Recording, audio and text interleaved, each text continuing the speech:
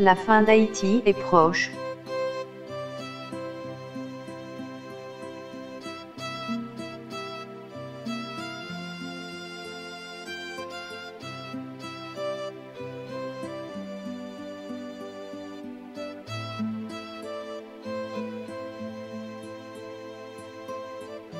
Passant. Allez dire à Sparte que nous sommes tous morts ici, afin d'obéir à ses coutumes. Ainsi écrivait Léonidas de Sparte, avant de périr entre les mains de ses ennemis. C'est l'histoire d'un vaillant guerrier de l'Antiquité, à la tête de ses 300 hommes, qui sait que cette bataille est perdue d'avance, et qu'il n'en a plus pour très longtemps. Mais avant de mourir, il tient à graver sur un rocher, ce SMS, à l'adresse de ses compatriotes de la génération future, histoire de leur dire, voilà comment, et voilà pourquoi, nous sommes morts. Laissons donc quelques mots, à nos futures générations, afin qu'ils sachent, au moins, pourquoi, Haïti fut, et n'est plus. Ainsi, à défaut de pouvoir sauver ce pays, nous pourrions au moins, leur rendre ce service, en déclinant point par point, toutes les raisons pour lesquelles, nous sommes, aujourd'hui, en train de mourir. Afin qu'à leur tour, ils ne commettent pas, les mêmes fautes que nous avons commises, et qui nous ont précipités dans cet abîme.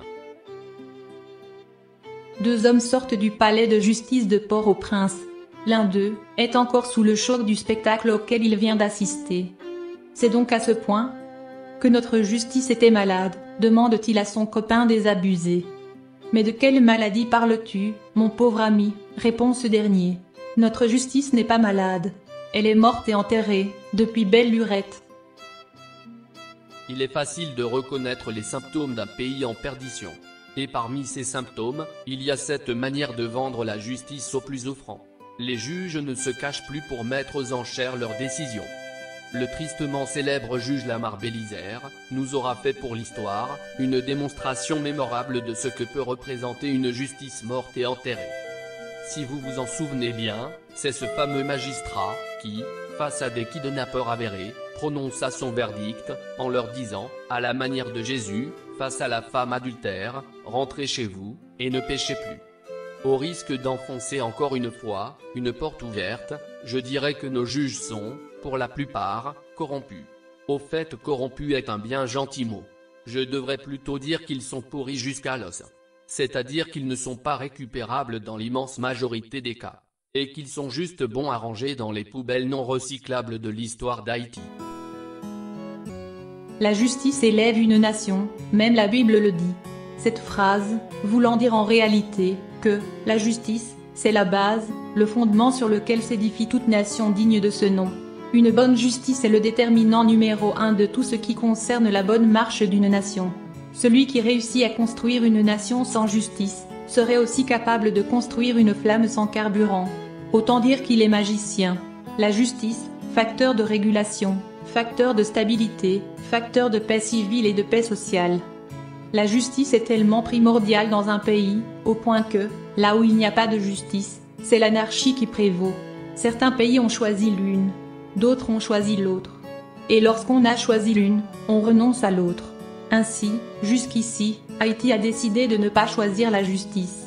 Voilà pourquoi, au risque de choquer certains, j'affirme que tout ce qui se passe en Haïti, soit dans le présent, soit dans le passé, est tout à fait normal. Je parle de ces épisodes successifs de déchoucage et de couper-tête, de bouler-caille, de craser-briser. Ce ne sont que les conséquences directes de ce choix néfaste que nous avons fait, d'ignorer la justice et le droit dans nos pratiques. C'est que le peuple, quand il finit par attraper un coupable, préfère lui infliger la sentence immédiate, car il sait que s'il le remet à cette justice, il a toutes les chances de revoir très vite ce criminel dans la rue, plus libre et plus arrogant que jamais. Mon illustre ami Claude Louis Saint, à l'époque où il officiait à Radio Lumière, avait l'habitude de rappeler que Haïti, ce n'est pas un pays, c'est une cour. Sayons, la cour. Dans une cour, tout le monde connaît tout le monde. Tout le monde est plus ou moins cousin, ami ou débiteur de tout le monde. Ainsi, même en dehors de la considération vénale, il reste que la loi ne peut être appliquée dans sa rigueur, viande crasée non bouillon, et spaghetti non sauce tomate. car il y a toujours ce calcul primaire qui consiste à dire, si, juge aujourd'hui, je traite mon cousin avec la sévérité que mérite son cas, je risque demain, d'en faire moi-même les frais, lorsque ce sera son tour de me juger, il ne ratera pas l'occasion de tirer sa revanche sur moi. Dans ces conditions, on transige avec tout.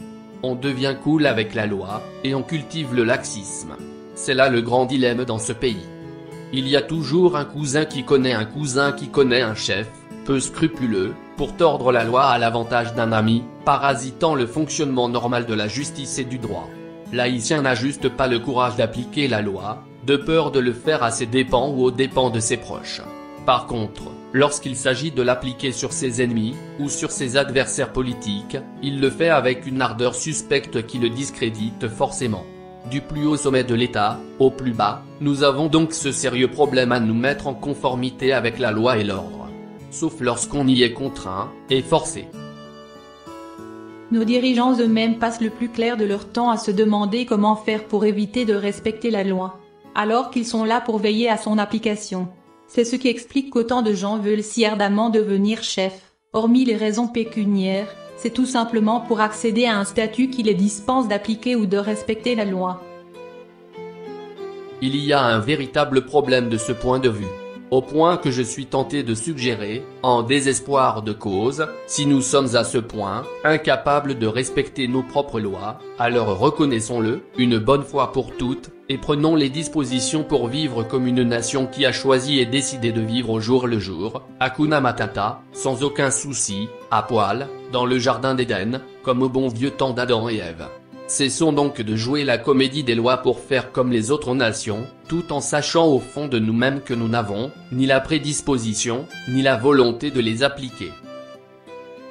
Il faut reconnaître qu'en dépit de cette ambiance délétère, certains Haïtiens ne demanderaient qu'à bien se comporter. Ainsi, en fonction de leur éducation, s'interdisent-ils encore certaines choses, jusqu'au moment où ils voient passer d'autres Haïtiens, faisant bien pire, impunément. Alors, le vertueux finit par se dissoudre dans la fange en disant « Pourquoi me gênerais-je? Est-ce que c'est moins qu'apprendre PIA ?» Donc, peu importe la manière d'aborder le problème haïtien, l'absence de justice revient constamment comme l'élément principal de la cause de tous les maux qui rongent ce pays. Un de mes amis m'a raconté une de ses mésaventures, dont j'ai ri, plutôt que d'en pleurer. Un jour, alors qu'il entrait dans son jardin, en plein midi, il entendit du bruit du côté de ses cocotiers. Il se cacha donc derrière un buisson pour observer ce qui se passait. Il s'agissait bien d'une bande de voleurs qui étaient venus avec sacs, machettes et camions, pour récolter des noix de coco. Non contents d'avoir volé, ils se sont assis tranquillement et bruyamment sous les cocotiers, épluchant leur butin, en toute sérénité, sous le regard, heureux et silencieux du propriétaire des lieux qui n'en revenait pas, et qui n'osait même pas se montrer, de peur d'y laisser sa vie. Ainsi va Haïti, ce sont les honnêtes gens qui se cachent désormais, tandis que les voleurs en voient au chapitre. Dans toutes les sociétés du monde, il y a des voleurs. Mais ailleurs, les voleurs ont une certaine timidité et une pudeur. Ils se cachent le jour et ne sortent qu'à la nuit tombée, en dissimulant au possible leur visage. Ils se contentent de voler des choses volables, transportables et dissimulables. Et lorsqu'ils sont pris, ils sont jugés, condamnés, punis et mis hors d'état de nuire. Ici, nos voleurs ont tellement gagné en assurance, l'impunité les a galvanisés, à un point tel qu'ils ne se gênent plus pour voler avec arrogance et en plein jour, au vu et au su de tous, y compris des choses les plus intransportables, terres, maisons, camions, etc., s'en emparant armes à la main, comme au Far West, en utilisant les juges et les avocats comme alliés principaux. La diaspora haïtienne, principale source de devises du pays, est pourtant la principale victime collatérale de cette situation. Ce qui finit par dégoûter même les plus irréductibles haïtiens de la diaspora, de venir séjourner ou investir dans leur pays. C'est ce qu'on appelle scier la branche sur laquelle on est assis. De plus, hormis l'insécurité généralisée, l'haïtien de l'étranger doit constamment faire face à ce phénomène malsain des voleurs de terre. En Haïti, votre bien vous appartient, aussi longtemps qu'il n'est pas convoité par un membre du pouvoir en place. C'est une citation que j'ai entendue de la bouche même d'un haut dignitaire haïtien. Vous pouvez vous retrouver un matin, sans terre, ou sans maison, car votre bien a été, à votre insu, vendu, ou donné à quelqu'un d'autre, par un voleur de terre. Et dans tout cela, où sont donc les juges? Où est donc la police? Où est donc le gouvernement? Vous seriez étonné de découvrir que dans la plupart des cas, tout ce petit monde travaille main dans la main pour vous voler votre bien. Que le voleur en question n'est qu'un exécutant d'une basse œuvre pour le compte d'un membre influent du gouvernement, ou d'un potentat, que le juge n'est là que pour fournir documents sceaux et signatures nécessaires à cette opération frauduleuse. Et que, la police n'est que le bras armé de toute cette petite association de malfaiteurs légaux. Et la victime, dans tout cela, n'a plus que ses yeux pour pleurer, à condition qu'on lui laisse la vie sauve, toute tentative de recours est vaine. Et pendant ce temps, Haïti, dixit les autorités, ils open for business, sans se soucier du caractère risible de cette phrase. Car il faudrait être fou, et sot à la fois, pour oser faire du business dans un tel climat, où rien n'est garanti, ni votre vie, ni vos biens, ni vos droits, rien. Haïti est un pays dont les bases ont été volontairement édifiées dans l'injustice et dans l'impunité généralisée. Un pays où les forces du mal l'ont toujours emporté sur les forces du bien. En 1804, déjà, ceux qui ont fait la révolution aux côtés de Dessalines, n'étaient pas tous animés de bonnes intentions. Ils voulaient seulement chasser les colons blancs hors du pays, afin de s'emparer de leurs domaines et de leurs terres. Construire un pays digne de ce nom ne faisait pas partie de leur plan. Et lorsque Dessalines s'est opposé à leur attitude, il a été assassiné. Et le jeune soldat Garat a porté seul, devant l'histoire, la responsabilité de la mort de l'empereur. Mais les véritables assassins n'ont jamais été inquiétés. Bien au contraire. Ils ont prospéré jusqu'à se hisser au plus haut sommet de l'État. Le procès de la consolidation, mené par Tonton Nord, en 1903, où des fonds publics ont été massivement dilapidés, s'est soldé par une vague de condamnations de gros potentats, pour vol et dilapidation de fonds publics. Mais ces condamnés aux travaux forcés, sont revenus sur la scène, quelques années plus tard, plus forts, plus arrogants, et plus revanchards que jamais, et certains d'entre eux, ont même osé se hisser jusqu'à la présidence de la République. Le condamné, Cincinnatus Lecomte, président d'Haïti. Le condamné, Tancred Auguste, président d'Haïti. Le condamné, Villebrun Guillaume Sam, président d'Haïti. C'est donc un pays qui a toujours été bâti, sur un principe tordu et immoral, où les méchants ont toutes les chances de prospérer, tandis que, les hommes droits ont toutes les chances d'être assassinés. De 1986 à nos jours, si vous preniez un crayon, et que, vous vous mettiez à faire la liste de tous ceux qui ont été lâchement assassinés dans les rues de Port-au-Prince, et dont les assassins n'ont jamais été inquiétés par la justice, vous en auriez la nausée.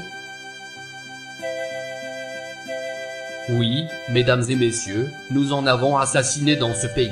Nous en avons égorgé, nous en avons poignardé, nous en avons flingué, nous en avons empoisonné.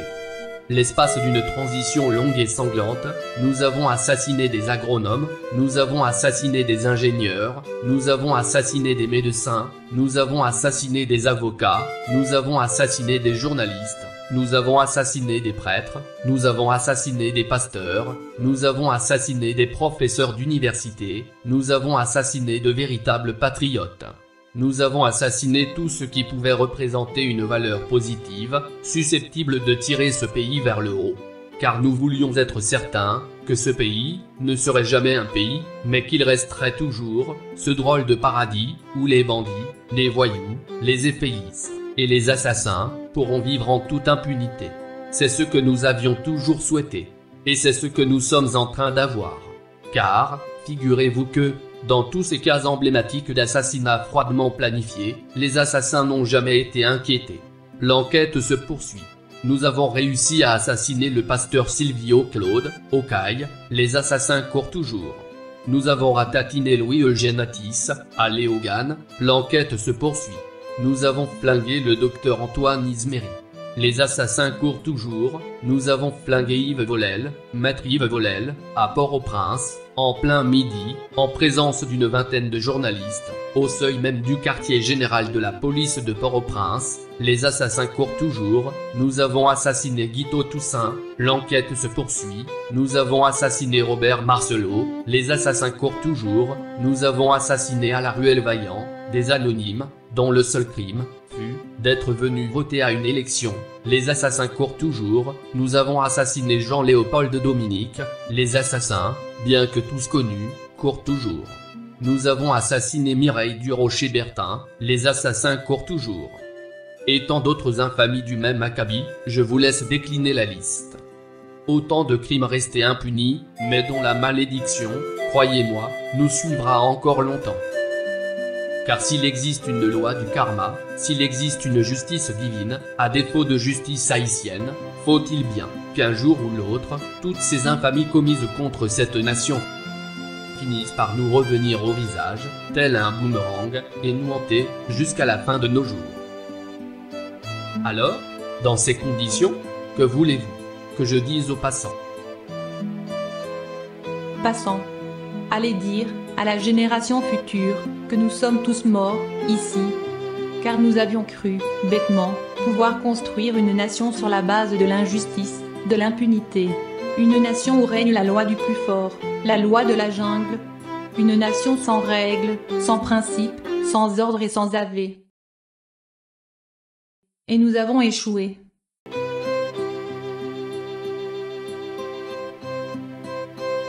Jeudi prochain, à cette même heure, sur cette même chaîne, nous continuerons d'approfondir ce sujet, sur la fin prochaine d'Haïti, en abordant une autre thématique. Ne ratez pas la suite.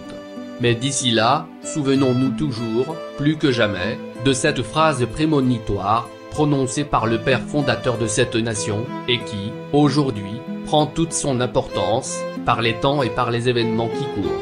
Si les citoyens ne se soulèvent pas, c'est qu'ils ne sont pas des hommes. Bonne semaine quand même, et, puisse Dieu, veiller sur vos familles. À la semaine prochaine.